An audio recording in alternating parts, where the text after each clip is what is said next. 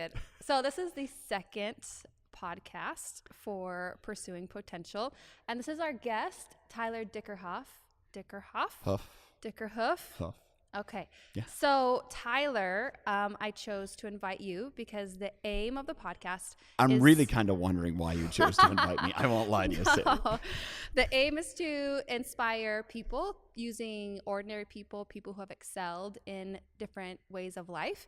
And we have mutual friends who introduced us. Mm-hmm. And you are in the fitness world. Mm-hmm. You are in the business world. Mm-hmm. You're in this networking world, which Mm-hmm. you'll have to explain Okay. a little bit Okay. of what that is. But I really like your outlook on things. And, so I thought that would be good to share. All right. Well, I again, I wondered why you asked me, and I appreciate those things. I probably need to pay somebody, take them out to dinner for all the nice things they told you. But no, I'm glad to be here. I'm thankful to be a guest, and I'm excited for you guys to get open here at Black Coat and what you guys are going to be able to do as a community. So. Yeah, me too. So we are hopefully opening tomorrow. Obviously, Yeah. this podcast isn't going live today, but you see our space, and it's kind of a little disheveled right now, Yeah, but that happens. it's coming Yes. soon. It's kind of like when you go to prom, if someone were to look at you 2 hours before and they're going to be like, no, it's Yeah. kind of like that. It's right up until, kind of like your wedding day, right up until you walk up the aisle, it looks like a chaotic mess. Yeah. Welcome to construction and opening a business. Yes. Yeah. But it's coming together. Yeah. It is coming together. So tell us a little bit about you, who you are, and what, just in general, what you do. Yeah. So, again, my name is Tyler Dickerhoff. Lived here in Spokane about 9 years. I'm a Buckeye. I am from the state of Ohio. I grew up on a dairy farm there, and it's really kind of me preparing for this because you gave me a few questions. I realized, again, how pivotal that has been in my life and who I am. And I had to really dig back to those roots and dig back to the person I was conditioned to be over those years of being around animals, growing on a farm, and again, see it pop up every day. So that was that. Went to school in New York, made my way to California. I was a nutritionist for dairy cows. That's what I did professionally. Very interesting, yeah. Yeah, I mean, the cool thing about it is when I was at college at Cornell, I worked in the fitness center because I thought, I just started working out. I'd never worked out. I'd played sports. Before college. Never had worked out. Like the first Yeah. workout I can remember, went with a couple guys on my floor. We were like freshmen, and we were like scrawny. I was tiny. Yeah. Like I was a runt. I was a runt all the way through. So I started college, and I was like 5'11", and I was hopeful. Like I can remember filling out my like entrance Yeah. application, and I wanted to be 170 pounds. I was going to be like rocking it. And so meet these guys on my Wow. floor. We go start working out, load up the bar. We do bench press and put 135 on, and I couldn't do it. And what's interesting is I could do things on a farm. I could make that happen. And so I really started working out. And, through college, I put on 20 pounds of muscle. Graduated college, continue working out. I did two things professionally. When I started and I was single, I worked out and I worked, and that's it. And I got up to, I was in the low 200s, 5-6% Wow. body fat, working out a lot, like shredded. And here I graduated high school, and I was 165. Yeah. I was a late bloomer in that case. So that's kind of really where the fitness stuff started for me. Always loved playing sports, always loved doing things. And the nutrition part of it really clicked for me too. It's like, if I can do this for cows, this all applies for humans too, Yeah. because we're all mammals. And so that's kind of really led me through the passions that I have and interests. And going to California then, professional, I'm have my own business at that, and almost have my own business. I guess I was working for somebody, and met my wife. And when we got married, we prayed for something that we could do together. I don't think we understood what we were praying for, Yeah. but we did. And she was a hairdresser. I did nutrition, enjoyed fitness, loved fitness. And so we prayed for something we could do together that had to do with nutrition, had to do with making people feel good about themselves, and had to do with cows. Because that was kind of near and dear That's to what me. you knew. Yeah. Yeah, and it's still a part of me, and I love it, and it's a passion of mine. And fast forward several years, running my own nutrition business, we move here to Spokane, and our latest business and our current business is thrust onto our lap actually my wife's lap as she's on an airplane. So I'll kind of segue into some of your other questions. We'll get back to that one. Yeah. But it brought everything together in regards to nutrition, fitness, opening up a gym, really creating a community and serving people, which I think is where all of that culminates to being wildly fulfilling. Yeah. So at Black Goat, we have our pillars, and one of them is being nutrition focused, because just my walk in life in the fitness industry, I feel like nutrition is often neglected, and the movement and the exercise is kind of forefront, and then it's like, oh, and you should eat good food, Do they even say that in most gyms? I don't know. Or Like, maybe I it's mean, you let's should buy just this be supplement, okay. maybe So more for real. I'm going to be transparent here, Yeah. and really kind of I have a love-hate relationship with. Can I use air quotes? You Or do can you want use me air to quotes, yeah, air quotes? that's fine. Okay, CrossFit. Yeah. And the reason Yeah. why is the element is like, hey, come do deadlifts, come do whatever it may be, and then go eat your bacon and donuts. And Yeah. it just always like doesn't quite work Those like don't that. match. Like, that's not how it's supposed No, to go. no. I mean, Bacon and donuts and deadlifts. What's Sounds- cool? I mean, it's hey, if you're all about that stuff, then Yeah. rock it. Go for you. I mean, I'm the prude here. I could eat the same thing every day. I don't care. Food is not something. Yeah. It's just fuel. And so when I look at that, because I've been in the performance side of things with animals, it's like you could pour a bunch of crap in, and you're gonna get what you pour in. Yeah. And, a lean, mean, well-conditioned machine operates most efficiently. Yeah. So like for me in nutrition animals, the worst thing I could do is have them gain weight because The it wrong was kind of weight. inefficient. Yeah. Well, I'm going to say fat, Yeah. not lean muscle or lean, Yeah. whatever. So if they were gaining fat, it was the worst thing because it was wildly inefficient. It cost money and effort and everything to put it on, and then to take it off, it took all that.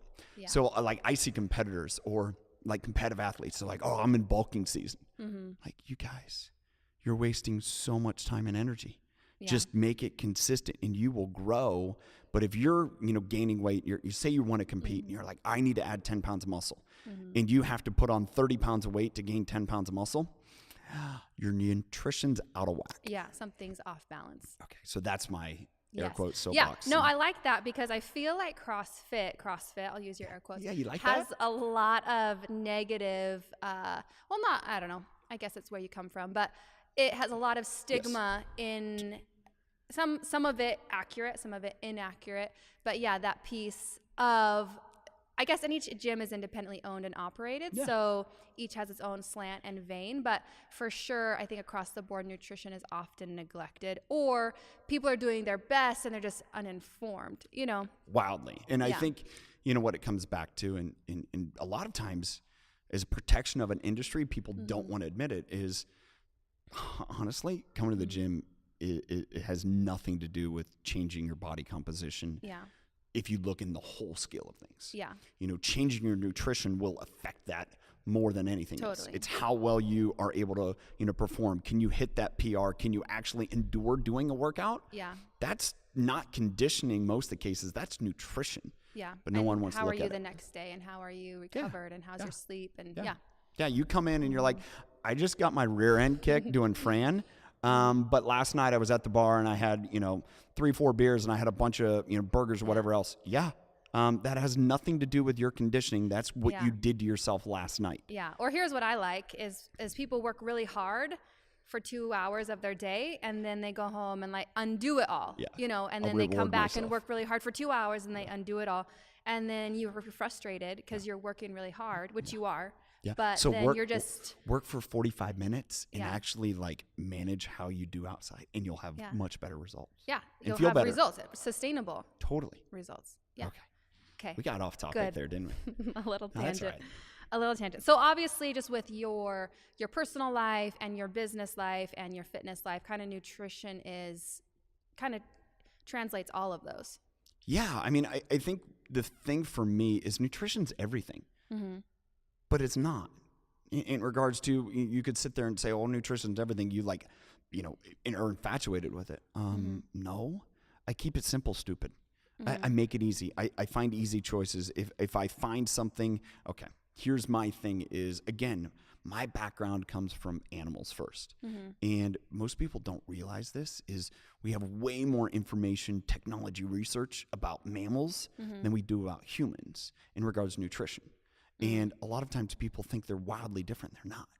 And so I know from like animals that, you know, the macronutrients, if they're well balanced in ratio to each other, that's when you get performance. So I just do that for myself. Yeah. So if it means that I have bacon and donuts because that's all right, what happens, I just need to make sure, well, I got to really balance out everything else around it.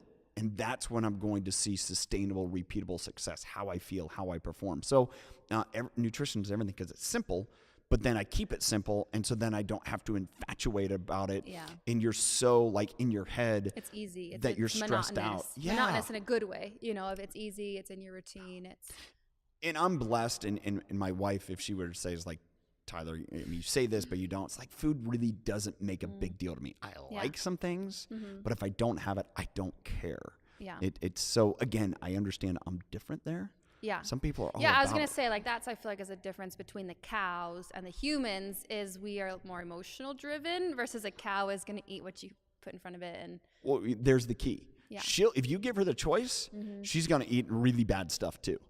Because the same thing, pleasure. But when Yeah. you don't give her a choice, well, then she can't make those. She'll try to choose. yeah. And so we as humans will be the same. Yeah. Is like we make these choices and we think, oh, these choices, well, that's what fulfills my life. Yeah. That's going to make me feel No, better. No, Yeah. it doesn't. If you're, oh, wow, this is really, you got some great stuff here. If you get to the point where you're like, I get to reward myself with food, take a major time out and say, you're not a dog, you're not, and if you're conditioning yourself that way, reward yourself with things that are better in life. You know, what happened, and a lot of mine is a spiritual, biblical background. It's like Jesus didn't go to his disciples and say, hey, let me reward you with loaves of fishes, loaves and fishes. And like, no, I am the bread. I am the water. I am. And so seek that there. Seek for your fulfillment there. Seek your fulfillment in serving others and not just what you stuff in your body. Yeah. What you stuff in your body is just to help you go do those other things. Yeah. I think on our wall in my house is, man cannot live by bread alone, but every word that comes from God. And just a reminder there of it's not, because I get stressed. My life can have a little stress. And I definitely You're think a mom. that I mean, I'm get a mom. Yeah. I live with 4 boys. And like that cookie does sometimes, I'm just like, I need a minute. I'm going to eat my cookie and then I'm good. Like there's that little kind of cookie? balance. It rotates. Oh, you have It no rotates. go-to. No You're go-to. just like, you are the cookie monster. Bring on the cookies. Yeah, but I just need like one. Just one. I never eat a whole thing. One. You have Maybe even half amazing- of one. Okay. I just need. All right, here's the story. and I understand a lot of people listening to this may not be local to this Pacific Northwest area. Yeah. Albertsons is one of the stores that, Okay. so they used to have bags of cookies. Yeah. Okay. I mean, I never purchased it. You didn't? If you did, you didn't eat. You just ate like No, I half am. of one. I am a nibbler. Nibbler. Yeah. So I would go and I'd buy the bag of like oatmeal raisin. That's my go-to. Okay. And it got to the point where it was funny. My youngest son, he was like, I really wish I had freedom in life. And we were kind of talking about that. And I'm Yeah. spinning words like that I could eat cookies in the car like dad. And I would go and I would buy them and I would have like, there's 18 in a bag and I would have 10 to 12 eaten by the time 4 miles later home. Yeah. So I am one of like an indulger when it comes Yeah. to those things. So I say all that to say, I understand those are struggles. Yeah. So what do is you start making exceptions. I don't want that to be there. So I just don't buy them. I don't go there. Yeah. And so Yeah. True. Yeah. true True. See, confessions. I make a batch of cookies, and I'm lucky if that batch has lasted 24 hours between the 4 people in my house. Like Not you. I will maybe get 1 or 2 cookies out of the 40. Wow. So I have That built is in, called, like, you have built I've in built in- restrictions. Yes. You're good to go. Yes. So what is one of your favorite, like something either you eat every day that's good, like that's healthy, that you love, or maybe you just do it because it's easy? Like what's a staple in your day or in your life? So the biggest thing is a protein shake. Honestly, it's easy. It's simple. I know what my body's going to feel like.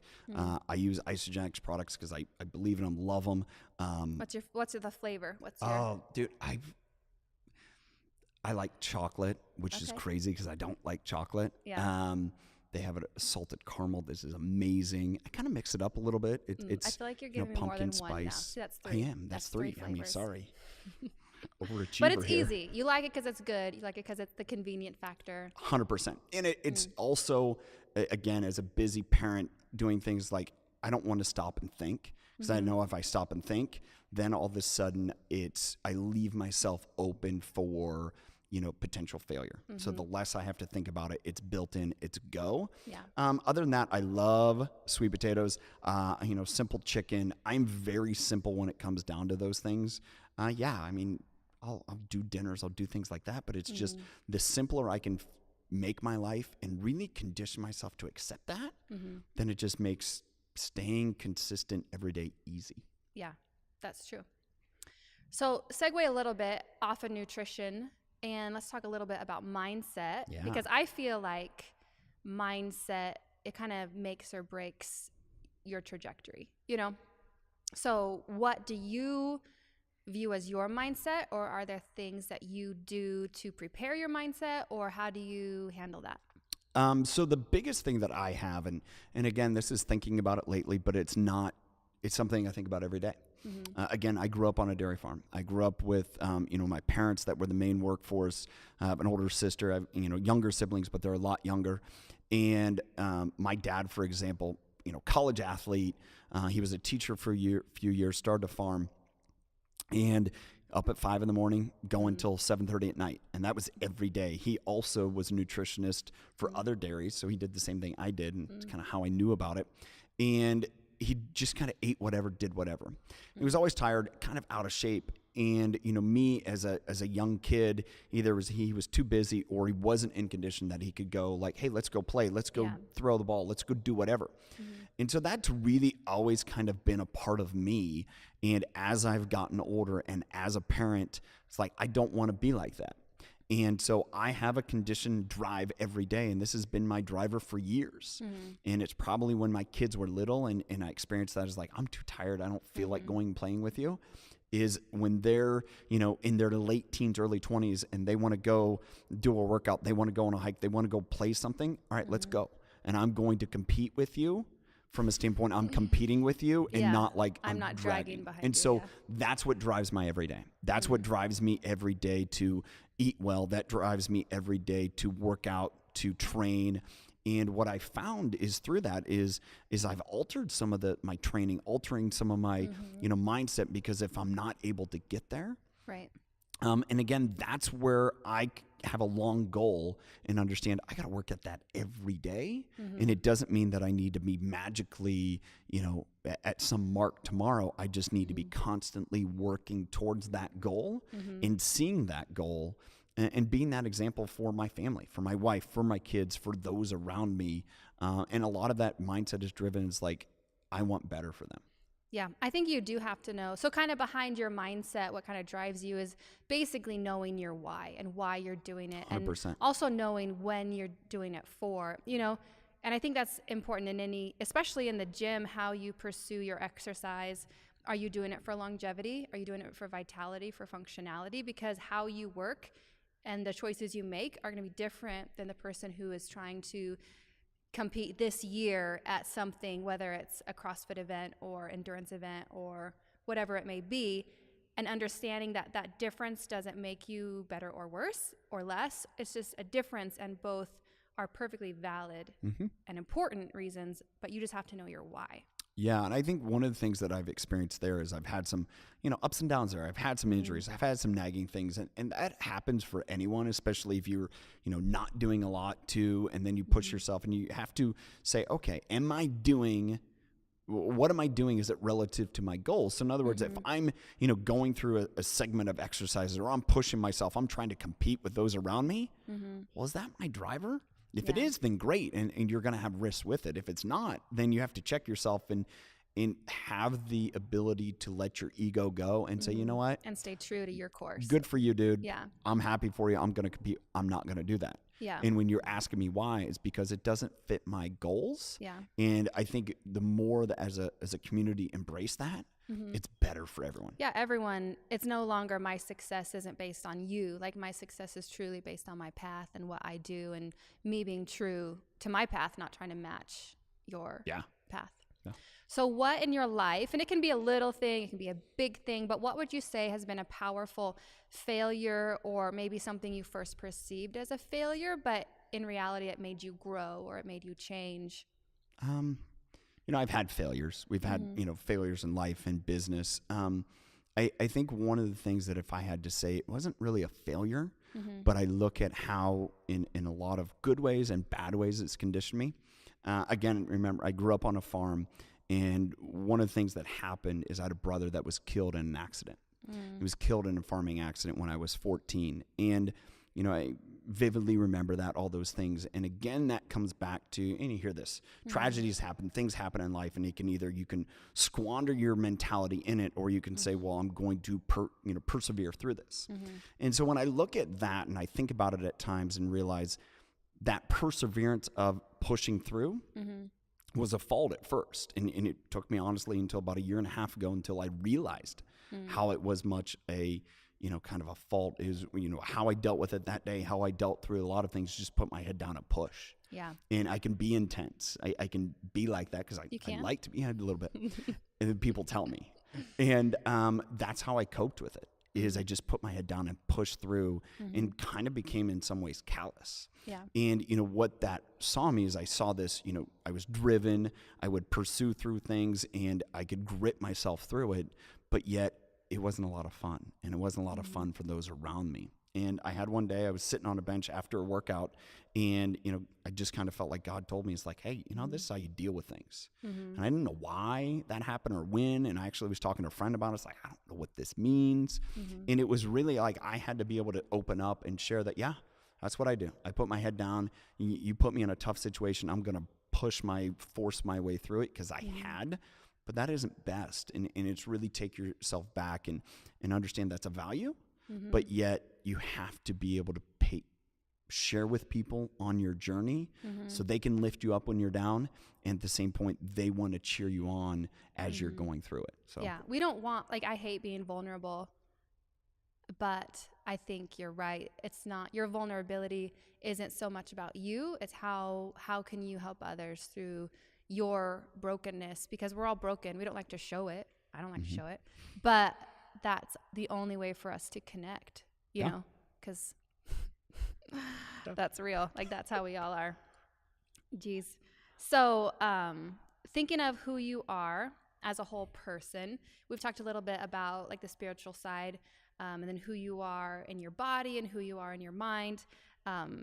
Is one of those more important to you, or do you place higher value, like body, mind, soul?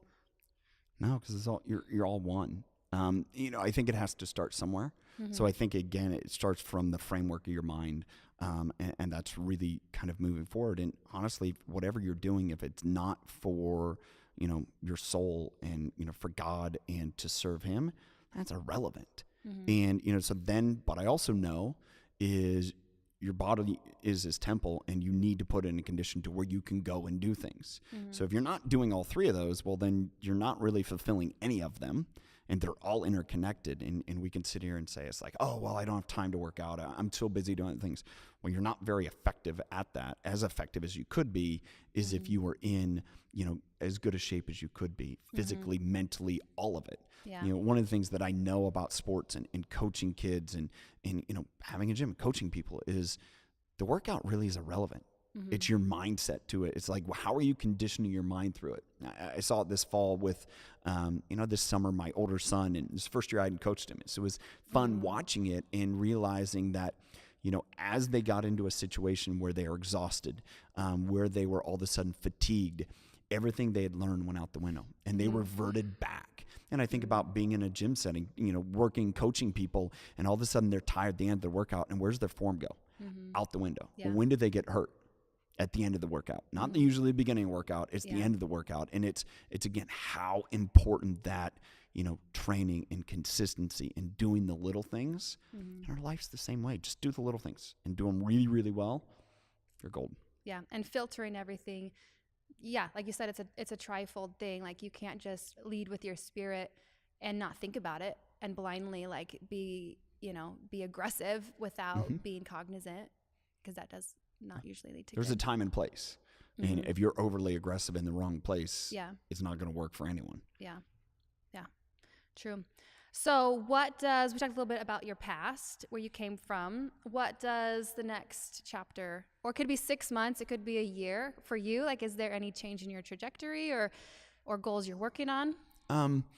So one of the things, and as we got to know each other here, is we had a gym in Spokane, and we closed the doors back in April, and that was it was bittersweet in some ways. It was awesome because the community and this people served, and I'm excited that a lot of the equipment has found a home here at Black Goat. I am excited also.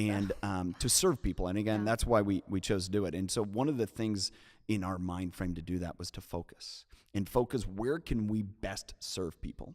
And, that's where it's continuing our business, our network marketing business of serving people. And that's it. That's what we get to do. And we get to love on people and serve people. And my wife and I share who we are in spirit and, what kind of convicts us. And, it's really finding out where we are on that path to continue doing that and using the platform that we've been given to serve people and doing so with our passions and being fulfilled. So I still love being a part of the fitness community. That's part of my life. Nutrition obviously is a part of our life and business. And then it's continuing to, do stuff like this, to see you be able to, capture a dream and succeed, and, having the ability to help people do that, dude, that fuels me in whatever industry and whatever business it is. So I'm not exactly sure what the next 5 years looks like. I mean, I could sit here and say what's happened to me the last year and how much life has changed and grown and blown away. So I can't imagine, again, what the next year is going to be like. It's just continuing to seek, follow those paths, serve people where you're passionate, and Follow and just see where it goes. That's it. Who inspires you? Like, is there somebody, we talked about, as far as the whole person, body, mind, and soul, is there somebody in your life who you look to follow after, or who inspires you, who encourages you? Man, I think that's, I would say no, but it's my future self. Like I said, my framework is, and I got to rethink this, because it's like this 10-year, it's like, where am I going to be in 10 years? And I need to think beyond that. And it's like, all right, now I can think 20 years because I want to be able to be a grandfather and be able to do those things. But again, it's my future self. And being able to look at myself in that way, I consistently look and find, where can I find people that I want to emulate that are kind of a model of my future self. And so those are the things that I try to aspire to be. I've done a lot in the last year, a lot of time with John Maxwell. Absolutely adore him as a person, as a thought leader, as a just directive of others. In that have learned a lot more about John Wooden, the basketball coach. And he's someone that I absolutely, I would say he's one of the most amazing, great people that's ever walked this earth. As I've learned more and more about him, he's a guy that I want to continue to emulate and learn more about, because I think he encompasses a lot of things that are near and dear to me. And those are a couple examples. Other than that, it's, again, my future self. Yeah. Well, cool. I think that is all I have, but I just want you to know that you've encouraged me in my little journey that I haven't even started yet. We're about to start, but I just want to say thank you for being authentic towards me and this journey in Black Goat, and thank you for being on our podcast. You're welcome. Thank you for having me.